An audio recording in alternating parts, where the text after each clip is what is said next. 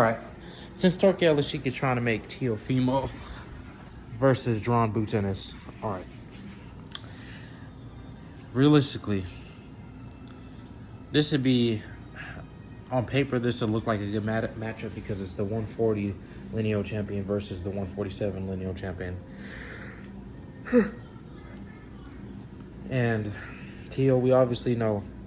Teo, in my opinion, maybe his skills can match up to Ennis, and his athleticism can match up, but the size comparison,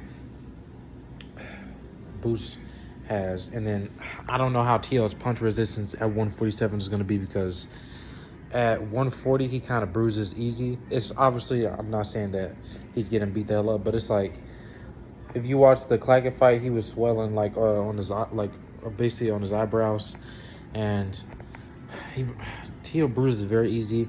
We obviously know he can take a punch and get up, but man, 147. I think after you hit from 135 to 140, I think the punch power between the fighters is, I guess, somewhat the same, and then 147 is when there's a drastic difference. Like, for example, you got Boots, Brian Norman, and you got Stan Jonas up there still. You got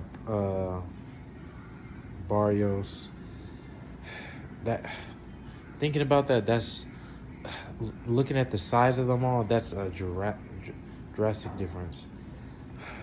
Man, that's a tough hill to climb for Teo. I'm not sure if he can do it.